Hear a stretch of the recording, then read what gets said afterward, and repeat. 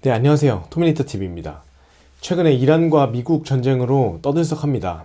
유튜브에도 정말 많은 컨텐츠가 올라오고 있고 지정학적 리스크가 전 세계적으로 더 대두가 되는 것 같습니다. 저도 컨텐츠를 많이 시청했는데 그 컨텐츠에 없는 내용을 주로 좀 다루면 좋을 것 같아서 저는 학고 채널이니까요.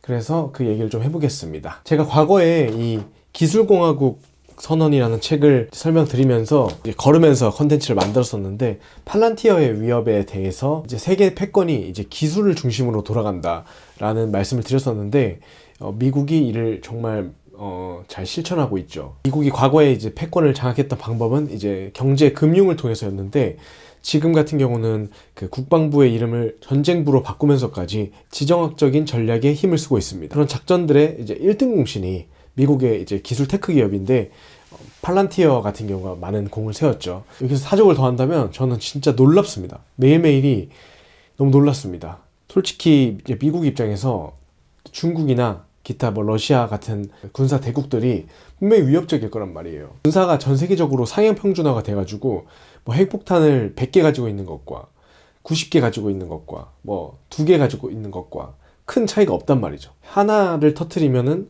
충분히 이제 모든 게 다 파괴되는 그런 실정이니까 그걸 감수할 만한 나라는 없거든요. 아무리 미국이라 한들 이제 쉽사리 움직이지 못하겠구나, 그런 생각이 있었죠. 그래서 북한도 이제 핵무기 하나로 되게 떵떵거리면서 있었는데, 최근 사건들은 너무나 충격적인 게 미국에 대항하는 모든 나라들에게 너무나 위협적입니다. 왜냐하면 중국이나 러시아, 이란, 북한, 베네수엘라 이런 나라들이 대부분 이제 중앙 집권형 형태를 아주 강하게 띠고 있거든요. 통치권자의 그 권위가 어마어마하게 높고, 그들을 보호하기 위해서 아주 강력한 조치도 취할 수 있는 나라들이죠. 독재 국가의 형태이기도 하고 공산주의의 한 형태이기도 한데, 그런 국가들의 가장 큰 약점이 바로 정밀 타격입니다. 그 점을 이제 팔란티어라는 기업을 통해서 미국이 엄청난 수혜를 보고 있다고 생각합니다. 사실 그런 이제 지정학적 흐름을 보여주기 위한 베네수엘라, 이란 이제 지도부자 사망과 체포는 보여주기이자 이제 신호탄을 알리는 그런 강력한 트리거가 됐다고 생각합니다. 근데 진짜 무적일 수밖에 없는 게, 우주는 일론 머스크가 또 위성으로 다 장악하고 있잖아요. 그런 위성들의 도움을 받으면 또 인터넷도 엄청 자유롭게 이제 쓸 수 있잖아요. 그 위성을 통해서. 그 정보들을 이제 팔란티어와 같이 공유해가지고 전 세계를 보는 눈을 이제 갖고 있는 셈이니까 얼마나 이 지도부들한테 위협적이겠습니까? 참 무섭습니다. 그리고 놀라운 점은 이 모든 게 다 하루아침에 일어난 게 아니라 10년, 20년 전부터 준비했다는 점이 정말 놀랐습니다. 그래서 지금 이제 이란 전쟁을 저는 어떻게 보고 있냐면, 이란의 통수권자인 하메네이가 그 암살 당했습니다. 6시간 만이라고 하는데, 제가 찾아보니까 그 벙커버스터 미사일 있잖아요. 그걸 한 30발 가까이 쐈다고 하더라고요. 벙커버스터 한 발이 이제 지하벙커 60m까지도 타격을 줄 수 있다고 합니다.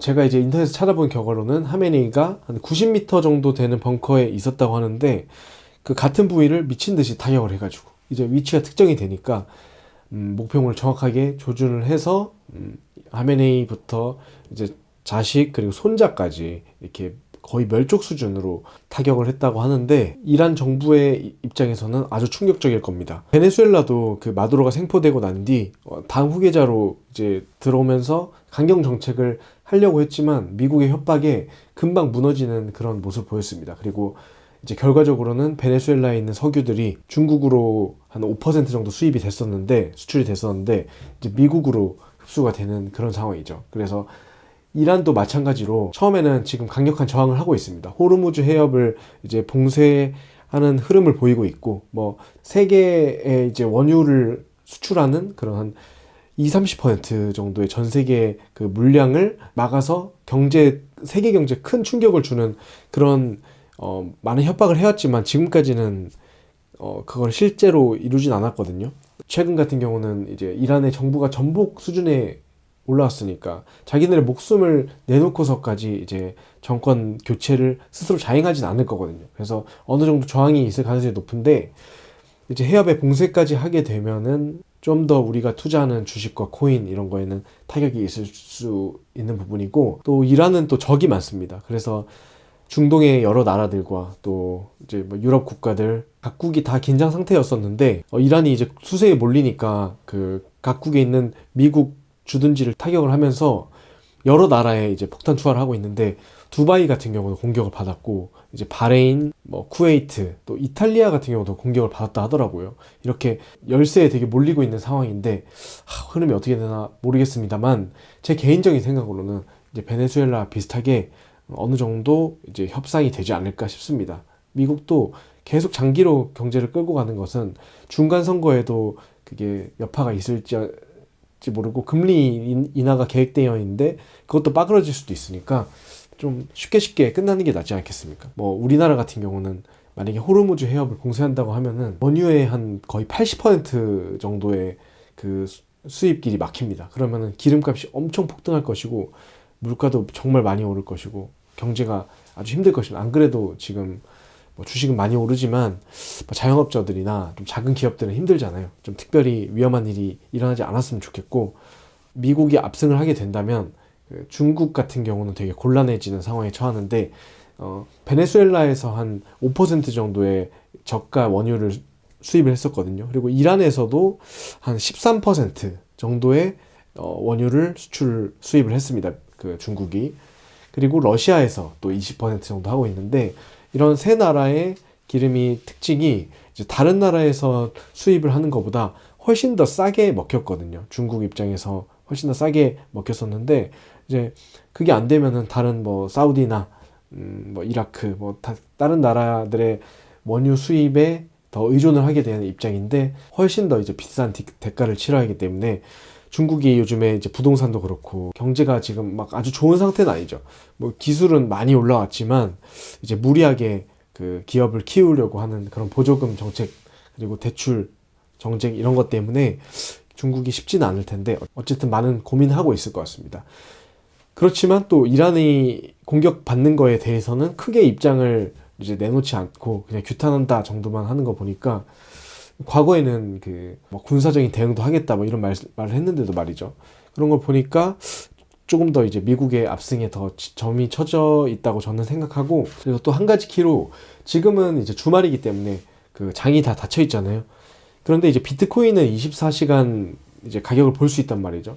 비트코인이 전쟁이 처음에 났을 때 좀 떨어졌다가 그 암살하고 나서 이제 급등을 다시 하게 되고 지금은 그 전쟁 나기 전에 가격을 유지하고 있는 걸 봐서는 좀 크게 위협이 안 될 것 같은 상황입니다. 지금은 비트코인이 좀 잠잠하기도 하고 아니면 비트코인이 어떻게 보면 그 좀 더 가치가 좀 인정받는 그런 과정이 아닌가 이렇게 생각할 수도 있고요. 또 비트코인 같은 경우는 이란에서 지금 아주 급등을 해가지고 한 4만 배인가 이렇게 올랐더라고요. 정부가 이제 붕괴가 되기 직전부터 그 화폐의 가치가 아예 휴지 조각이 되고 이제 한 자루 이렇게 보리자루 꺼다가 마트에 가서 커피 한 잔 사 먹을 수 있는 이 정도의 하이퍼 인플레이션이 일어납니다. 비트코인을 갖고 있었던 사람은 이제 가치 조정을 할 수가 있는데 이란에서 그게 똑똑하게 일어났습니다. 그 베네수엘라도 마찬가지였고 우크라이나에서도 전쟁이 일어나기 전에 비트코인을 모은 사람이 갖고 나와서 이제 외국에서 이제 살고 있는 그런 사람들도 많더라고요. 우리나라는 뭐 전쟁이나 그런 걸로 인해서 화폐 가치가 막 녹아내리는 게 당장에 일어날 일은 아니기 때문에 참고만 해주시고 이제 코스피 투자하시는 분들도 이제 제가 말한 그 호르무즈 해협이 그 막 봉쇄가 되고 한국 경제가 힘들어지면은 주식에 큰 충격을 좀 받을 수도 있겠다. 그래서 좀 더 제가 주의 깊게 관찰하면서 또 생각나는 컨텐츠 만들어 보겠습니다. 자, 오늘은 여기까지 하겠습니다. 시청해 주셔서 감사합니다.